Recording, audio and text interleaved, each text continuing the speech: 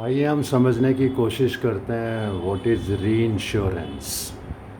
री insurance exactly वैसा ही है जैसे हम इंश्योरेंस करते हैं। इंश्योरेंस में क्लाइंट और इंश्योरेंस कंपनी होती है। री इंश्योरेंस में इंश्योरेंस कंपनी और री इंश्योरर होता है। प्रोसेस वही का वही है, लेकिन यहाँ पर थोड़ी टर्मिनोलॉजी डिफरेंट है। जैसे वहाँ इंश्योरेंस में जो ग्राहक पे करता है, कस्टमर देता है, उसको प्रीमियम बोलते हैं। यहाँ पर उसका वर्ड जो यूज़ करते हैं वो सेशन है। तो जो कंपनी प्रीमियम दे रही है उसको सीडिंग कंपनी बोलते हैं, जो उसको एक्सेप्ट कर रही है वो री इंश्योरेंस कंपनी है। प्रोसेस वही का वही है। जो इंश्योरेंस कंपनी बहुत तरह तरह की रिस्क एक्सेप्ट करती है, वो रिस्क अब उसके लिए कई बार भारी हो जाती है। अगर फ्लड हो जाए, कोई नेचुरल कैलामिटी हो जाए, बड़ा फायर हो जाए, तो उसकी खुद की बैलेंस शीट खतरे में पड़ सकती है। इसलिए वो तमाम जो उसने रिस्क एक्सेप्ट की है उसका री इंश्योरेंस कराती है। इंडिया में एक ही री इंश्योरर है, गवर्नमेंट कंपनी है, जिसको हम जीआईसी री इंश्योरेंस कहते हैं। तो पहले इंडिया में ही री इंश्योरेंस कराना पड़ेगा, और इजाज़त मिलने पर, परमिशन मिलने पर फॉरेन कंपनी से री इंश्योरेंस कराया जा सकता है। री इंश्योरेंस की मेन जो मेथड्स हैं वो तीन तरह की हैं। एक पूल अरेंजमेंट है।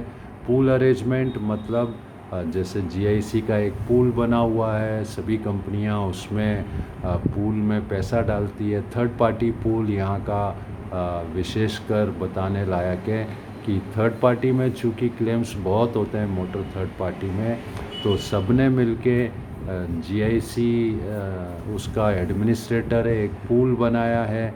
सारी थर्ड पार्टी प्रीमियम उस पूल में जमा होती है, और उस पूल में से जो क्लेम होते हैं सभी कंपनियों के वो पे किए जाते हैं। तो किसी को डर नहीं लगता है। नहीं तो क्या है कि थर्ड पार्टी प्रीमियम लोग अवॉइड करते हैं, बीमा कंपनियां उसको लेने से मना करती थी, लेकिन अब पूल बनने के बाद कंपलसरी हो गया, सबको थर्ड पार्टी बीमा करना है। तो third party pool arrangement, terrorism risk के लिए भी पूल अरेंजमेंट किया जाता है। ऐसे न्यूक्लियर रिस्क के लिए पूल अरेंजमेंट किया जाता है। जो डिफ़िकल्ट रिस्क होती है उसको पूल करके सब लोग मिल के पूरा करते हैं। इस तरह का री इंश्योरेंस अरेंजमेंट पूलिंग कहलाता है। ठीक है, ये बिल्कुल वैसा ही पूल है जैसे साधारणतः बीमे को हम समझते हैं कि सब प्रीमियम दे के एक पूल इकट्ठा करते हैं फंड्स का, उसमें से जिनके क्लेम होते हैं उनको पेमेंट किया जाता है। तो री इंश्योरेंस बिल्कुल वैसा का वैसा ही है जैसे इंश्योरेंस होता है। वहाँ क्लाइंट की जगह कंपनी होती है, बस यही फ़र्क है। तो पहली मेथड है फैकल्टेटिव। फैकल्टेटिव मेथड में 1-to-1 प्रपोज़ल, एक प्रपोज़ल आया जैसे कोई बड़ी मिसाइल का, बड़े प्रोजेक्ट का, हवाई जहाज़ का कोई करोड़ों का प्रोजेक्ट आया, मेरी कंपनी हो सकती है उसको एक्सेप्ट ना कर पाए पूरे प्रपोज़ल को, तो वो चाहती है कि इस प्रपोज़ल को री इंश्योरेंस किया जाए। तो वो मार्केट में तलाश करेगी कि भाई इसको कौन एक्सेप्ट कर सकता है। हो सकता है मैं 50% उसका री इंश्योरेंस करा लूँ, 80% री इंश्योरेंस करा लूँ, 90% री इंश्योरेंस करा लूँ, तो डिपेंड करेगा मेरे कैपेसिटी के ऊपर।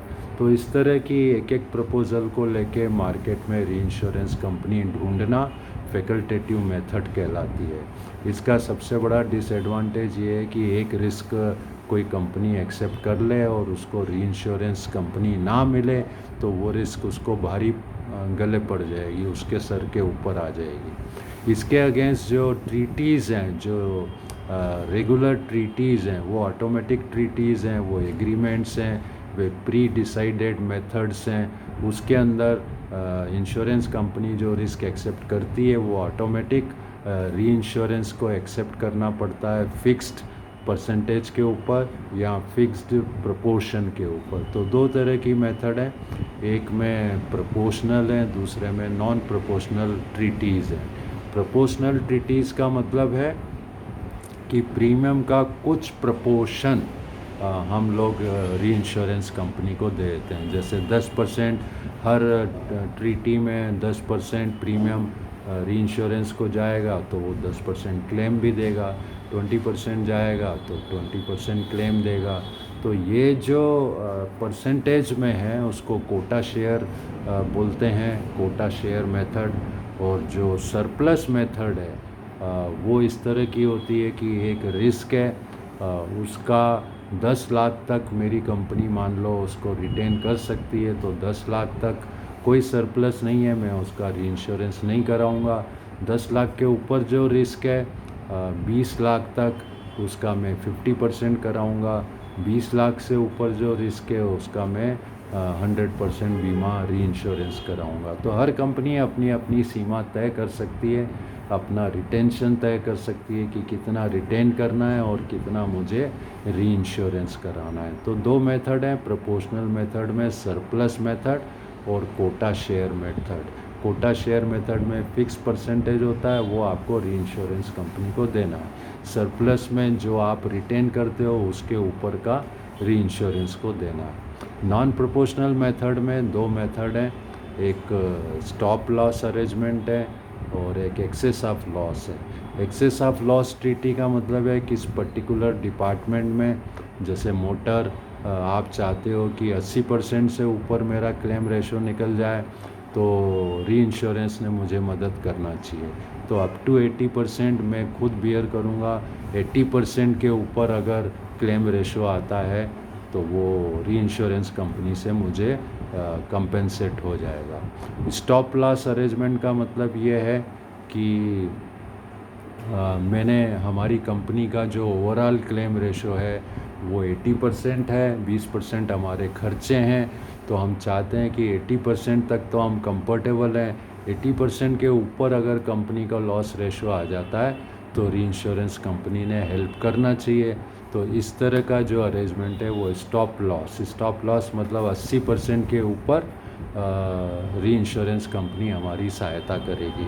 नॉन प्रोपोर्शनल मेथड में प्रीमियम का कोई परसेंटेज फिक्स नहीं होता है, कितना देना है ये नेगोशिएट किया जाता है, और जैसी हम रिस्क चाहते हैं उसके हिसाब से वो लमसम प्रीमियम ले लेती है। तो ये तीन मेथड हैं, फैकल्टेटिव, 1-to-1 ट्रीटीज़ जो एग्रीमेंट के अंदर, प्रोपोर्शनल और नॉन प्रोपोर्शनल ट्रीटीज़। प्रोपोर्शनल में सरप्लस और कोटा शेयर, नॉन प्रोपोर्शनल में एक्सेस ऑफ लॉस और स्टॉप लॉस, और तीसरा मेथड पूल अरेंजमेंट। इतना हमको याद रखना है। वैसे रीइंश्योरेंस अपने आप में एक बहुत बड़ा चैप्टर है, अलग से इसका बुक होता है, अलग से इसकी एग्ज़ाम होती है, लेकिन लाइसेंस शीट के हिसाब से इतना काफ़ी है। जो कंपनी प्रीमियम को सीड करती है, सीडिंग कंपनी कहलाती है। प्राइमरी कंपनी जो रीइंश्योरेंस को एक्सेप्ट करती है वो रीइंश्योरेंस कंपनी है।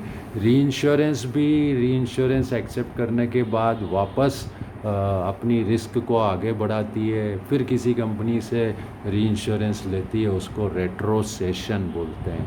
तो कुल मिला के ये छोटी सी जानकारी प्रिंसिपल ऑफ इंश्योरेंस के अंतर्गत हमने आपको दी इंदौर इंश्योरेंस इंस्टीट्यूट की तरफ से।